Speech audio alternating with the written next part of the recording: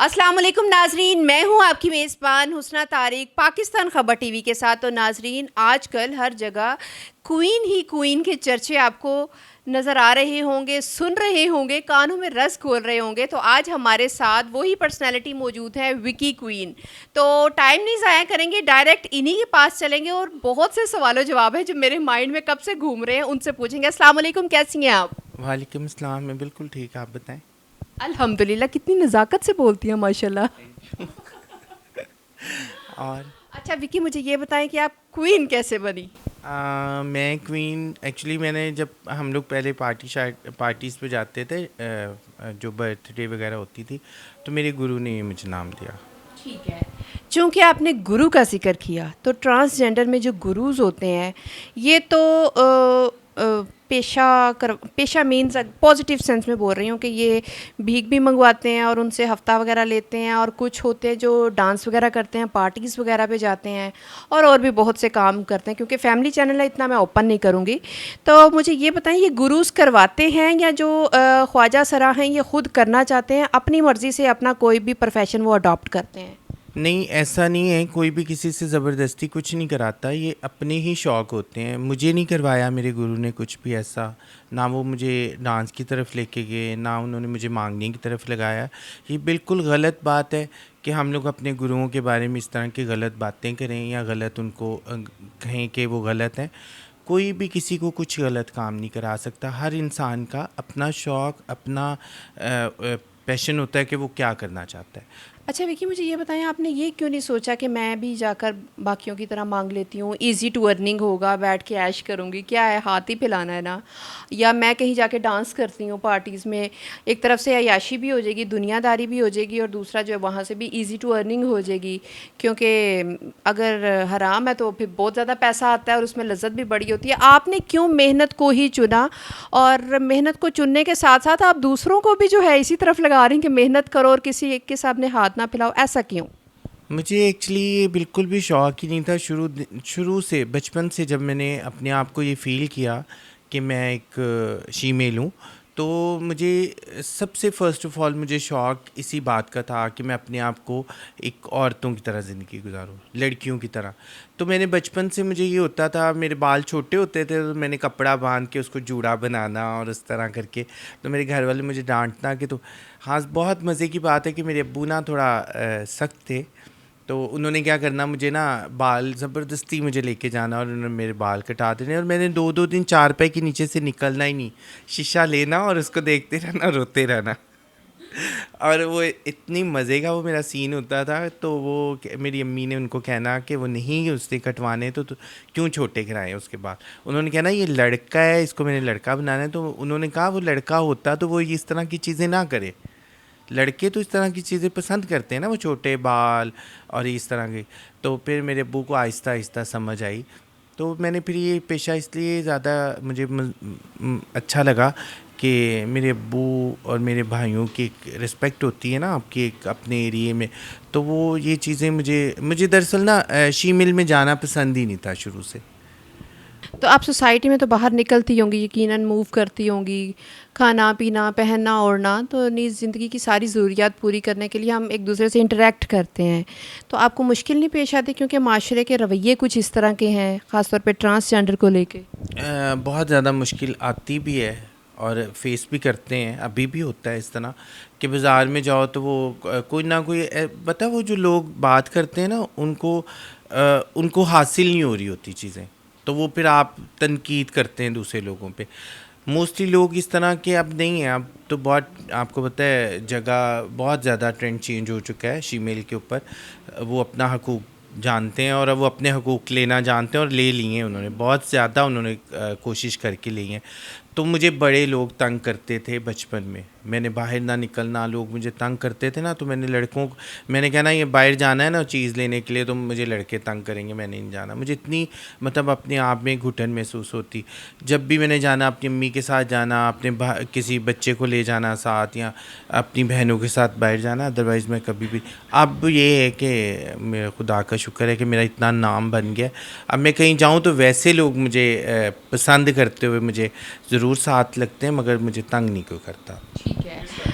अच्छा विकी, अगर आप इजाज़त दें तो मैं आपसे एक थोड़ा पर्सनल सा क्वेश्चन पूछ सकती हूँ? हाँ जी, ज़रूर, क्यों नहीं। ठीक है, मुझे ये बताएं कि आप जो हैं, जैसी हैं, ये अल्लाह की देन है या इसमें डॉक्टर्स की भी कोई देन है? नहीं, नहीं, मैंने डॉक्टर से कुछ भी नहीं, मेरा डॉक्टर की देन नहीं है, ये अल्लाह की तरफ से है। अल्लाह की देन है।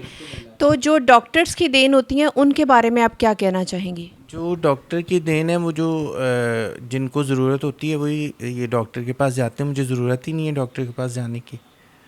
जिनको ज़रूरत है वही जाएगा ना डॉक्टर के पास।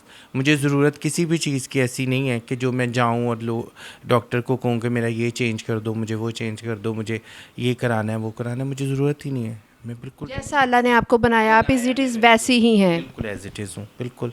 ठीक है। फीमेल्स बन रहे होते हैं या होते हैं, ये ज़्यादा यूं करके बात क्यों करते हैं? मतलब ये कौन सा अंदर से ऐसा कीड़ा है जो उनको हिलाई रखता है बार बार? अच्छा, मैं आपको बताऊं, जो शीमेल हैं वो कभी भी यूं यूं नहीं करेंगे। वो एक औरतों की तरह उनकी अपनी उनके अपना एक अंदर से फीलिंग ऐसी होती है कि जैसे मैं एक औरत हूँ। तो हम नॉर्मल लड़कियों की तरह अपने आप को, आपने मेरे में यूं यूं वाली कोई अदा देखी नहीं। वो जो लड़के होते हैं ना आजकल के बॉय, जो क्या कहते हैं उसको, लड़के लड़कों में आते आ जाती हैं लड़कियों वाली, वो ज़्यादा लोगों को प्रेजेंट करने के लिए इस तरह की क्या अदा। पैसा बहुत ज़्यादा इसलिए वो इस तरफ आते हैं? नहीं, वो पैसा डेफिनेटली आजकल आपको पता है इनकी डिमांड है, तो पैसा तो होता है। देखिए, इससे हम 10,000 भी कमा लेंगे ना तो उसमें बरकत नहीं है। हम मेहनत करके हम 5,000 भी कमा लेंगे ना तो वो 10,000 से भी 20,000 के काबिल हो जाएगा। स्ट्रगल करें। बहुत अच्छे आर्टिस्ट होते हैं, बहुत अच्छे कुक होते हैं, बहुत अच्छे ये टेलर होते हैं, डिज़ाइनर होते हैं। और best designer, best tailor, best ये आर्टिस्ट, आजकल आपको पता है ट्रेंड में कितना है कि हर सैलून पे आर्टिस्ट होता है, वो शीमेल होता है। तो ये इस तरह की मेहनत करें। अगर किसी को मेरी ज़रूरत है तो मेरे इंस्टाग्राम पे, यूट्यूब पे, टिकटॉक पे मुझे प्राइवेट करें मैसेज, में उनकी हेल्प करने के लिए तैयार हूँ। उस पे आप कोई फ़ीस चार्ज करेंगे या आप यूं ही हेल्प करेंगे? बिल्कुल भी नहीं। मैंने पहले मेरे 1000+ स्टूडेंट्स हैं। मैंने किसी से कोई फ़ीस नहीं ली, किसी को कुछ नहीं ऐसा पे किया किसी ने मुझे कि मैं उनसे चार्ज करूं। हाँ, शीमेल से नहीं मैंने कुछ भी चार्ज किया, लड़कियों से। इसलिए कि जो अच्छे घराने की लड़कियां हैं, जो फैमिलीज़ जो कि कहती हैं हमने 3 माह का कोर्स करना है तो आप पे हम चार्ज करेंगे, आप चार्ज करें और हमें आप कोर्स करा दें, हमने बाहर जाना है। मैंने उनसे किया, ये झूठ वाली बात नहीं। जो शीमेल्स हैं, जो डिज़र्विंग लड़कियां हैं, उनसे मैंने बिल्कुल कभी चार्ज नहीं किया, बल्कि मैंने उनको हाथ से पैसे दिए हैं। तो हम ख़ास तौर पे आजकल ये भी सुन रहे हैं कि आप फीमेल्स को सिखाती हैं कि हुनर सीखो, और काफ़ी को आपने काम स्टार्ट करा के भी दिए हैं। तो इसके जो एक्सपेंसेस आते हैं वो आप किस तरह से बेयर करती हैं? जो मेरे सैलून के जो होते हैं वो तो ज़ाहिर है, मेरा इतना 18 साल हो गए मुझे काम करते हुए। तो मेरा जो जितना भी मेकअप में अगर वो सीख रहे होते हैं तो मैं अपने ही मेकअप से उनको प्रैक्टिस कराते हैं। मैंने आज तक कभी नहीं किसी को कहा कि वो अपने घर से मेकअप लेके और प्रैक्टिस करे। मैंने हमेशा अपने मेकअप से उनको प्रैक्टिस कराई, बालों की प्रैक्टिस कराई, तो अपनी चीज़ों से कराई। तो मेरे लिए, मेरे ख़्याल में इतना ही उनकी हेल्प बहुत है। कोई अपना हाथ काट के किसी को दे देना तो वो बहुत होता है। तो अगर ये लोग नहीं करना चाहते तो वो उनकी अपनी वो नीयत है। बाकी मैं करने के लिए तैयार हूँ सबके लिए। ठीक है, कोई एक पैगाम जो आप अपनी तरह ट्रांसजेंडर्स को देना चाहती हूँ? मेरा सबसे यही है कि ये जितना गन से निकल के आप लोग एक अच्छी लाइफ गुजारे। जैसे कि मैंने अपनी मेहनत की, मैंने गन में नहीं अपना आपको डाला, और मैंने अपनी मेहनत की। आज मैं जो कुछ भी हूँ अपनी मेहनत से हूँ। आप लोग भी मेहनत करें और अच्छे मुकाम पे और अच्छा एक नाम बनाएं। और हमने अल्लाह के पास से आए हैं, हमने वापस जाना है और उसको जवाबदेह होना है। और इन बातों का अगर हम सोचें तो मेरे ख़्याल में सब लोग अपने आप को चेंज करने की कोशिश करेंगे। अगर कोशिश करें तो सब कुछ कर सकते हैं। अगर आप एक औरत हैं तो कभी माँ बनने का ख्वाब आया है? बिल्कुल, मुझे बहुत शौक़ था कि मैं एक औरत की तरह ज़िंदगी गुजारूं, तो मेरे बेबी भी होना चाहिए। मैंने 2 बच्चे अडॉप्ट किए थे। वो लड़कियां हैं, लड़के हैं या फीमेल है? नहीं, मेरे भाई का बेटा था और मेरी बहन की बेटी। मैंने वो तकरीबन छोटे छोटे थे, 4-4 साल के थे जब मैंने उनसे ले लिए थे।